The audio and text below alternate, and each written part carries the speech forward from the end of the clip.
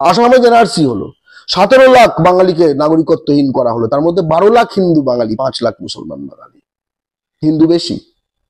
Detention ক্যাম্পে পড়া হলো হাজার হাজার বাঙালিকে ভারতের, তাদের মধ্যে অধিকাংশ হিন্দু বাঙালি।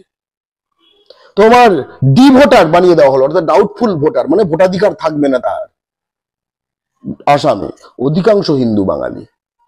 গঙ্গাধর প্রামাণিক, আমাদের এই বাঁকুড়া অথবা বীরভূম, এই মুহূর্তে আমার মনে পড়ছে দুটো জেলার মধ্যে একখানা, এসসি পরিবারের ছেলে, সে গেছিল মা কামাখ্যার ওখানে পুজো দিতে, 5 বছর বাংলাদেশি মানে হিসেবে মানে জেলে কাটিয়েছে ওখানে।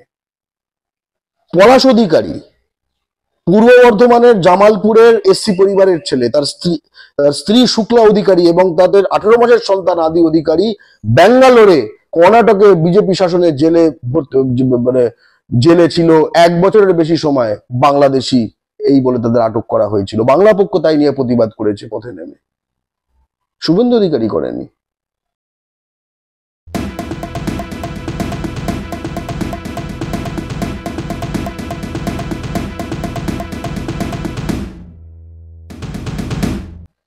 ভারতের নাগরিককে ভারতের মাটিতে বাংলাদেশি বলে চিহ্নিত করাকে একটা স্পেশাল অপরাধ বলে আইন বলে অপরাধ গণ্য করে একটা আইন দেওয়া হোক, এবং এটা রয়েছে আইন। উত্তর পূর্বাঞ্চলের মানুষকে, ঠিক আছে, সে আকারগতভাবে হোক আর যেভাবেই হোক, চাইনিজ যদি আপনি বলেন, এটা একটা বিশেষ আইন, এটা একটা বিশেষ ক্রাইম, ঠিক আছে, মঙ্গলয়ের এই যে কথাগুলো, এটা বিশেষ ক্রাইম, কারণ তারা ভারতীয় নাগরিক এখন যারা ওখানে থাকেন, ঠিক আছে। এমনি এখানে এই রানী রাসমণির যে বংশধর শক্তিরূপা সাধুকা থেকে শুরু করে এই চ্যানেলেই এই মানে অনেক কেস আছে, যেখানে আমরা দেখি যে বাঁকুড়ার ব্যবসায়ী সপ্তর্ষি, তাকে এই বড় বাজারে বাংলাদেশি বলা হয়েছে। মানে থেকে শুরু করে আমাদের এই দক্ষিণ 24 পরগনায়, ঠিক আছে, এই তালদির পরিবার, শাশুড়ি এবং বৌমা বড়বাজারে গেছিল, বাংলাদেশি বলা হয়েছে। এই নভেম্বর মাসে 7খানা কেস, বিবিসি আমার ইন্টারভিউ ছিল এই প্রসঙ্গটা, আমি তখন বললাম আপনি হঠাৎ করে অবাক হয়ে যাচ্ছেন, আপনারা এই নভেম্বর মাসে 2024-এ আমরা 7খানা কেস বাংলা পক্ষ বাংলার বিভিন্ন জায়গায় ডিল করেছি, যেখানে ওই একই জিনিস, ভারতের বাঙালিকে, পশ্চিমবঙ্গের বাঙালিকে বাংলাদেশি বলা হয়েছে। হিন্দি কেন বলেনি পশ্চিমবঙ্গের মাটিতে, এবং কেন বাংলা বলেছে, এবং তার জন্য সে বাংলাদেশে চলে যাক বা বাংলাদেশি, এই একদম এই জিনিস। এবং এটা আমরা জানলাম, এটা কিন্তু হিন্দুকে বলছে, মানে এগুলো সব হিন্দুকে বলছে, মুসলমানদের তো আকছার বলছে, তখন তার কথাও বলতে হবে না, নাম দেখে বলছে বাংলাদেশি, ঠিক আছে। মুসলমান হিন্দুস্তানি যারা মানে উর্দু ভাষী, তারাও মুসলমান বাঙালিকে বাংলাদেশি বলছে। এই কেসগুলো আমাদের হাতে এলো, বুঝতে পারছো তো, মানে এটা জাতিগতভাবে আমাদের, মানে ওরা জাতিগতভাবে ধর্ম নির্বিশেষে, জাতিগতভাবে আমাদের ধর্ম নির্বিশেষে এইভাবে বাংলাদেশি বলছে। একজন বললো যে আমরা ফেরি করতে যাই ইউপিতে, গ্রামাঞ্চলে, ধরো উর্দু প্রধান গ্রাম, সেখানে ওই ভাগিয়েছে সেখান থেকে বাংলাদেশি বলে। আমরা দেখেছি উর্দু ভাষী একটি ছেলে শিলিগুড়ির মুখার্জি হাসপাতালে সিকিউরিটির কাজ করে, সেখানে হিন্দু বাঙালিকে বলছে বাংলাদেশি।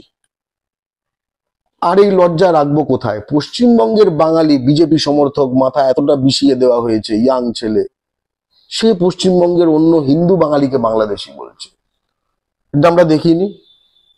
মানে এইটা কিন্তু একটা স্পেশাল ক্রাইম হওয়া দরকার, ভয়ঙ্কর।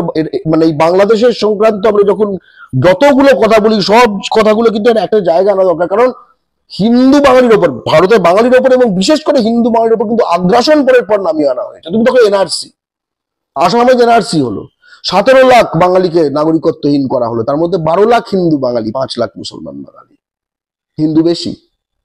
ডিটেনশন ক্যাম্পে পড়া হলো হাজার হাজার বাঙালিকে ভারতের, তাদের মধ্যে অধিকাংশ হিন্দু বাঙালি। তোমার ডি ভোটার বানিয়ে দেওয়া হলো, অর্থাৎ ডাউটফুল ভোটার, মানে ভোটাধিকার থাকবে না তার, আসামে অধিকাংশ হিন্দু বাঙালি।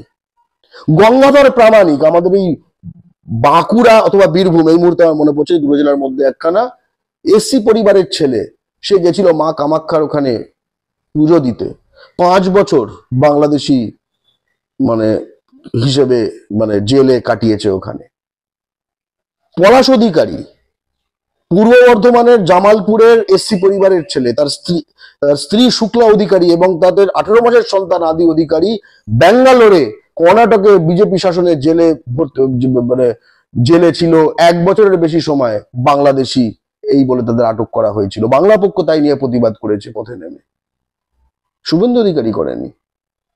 আপনারা দেখছেন আওয়াজ, রোজকারের হক কথা। ফর মোর আপডেটস অ্যাবাউট আওয়াজ, please subscribe our YouTube channel.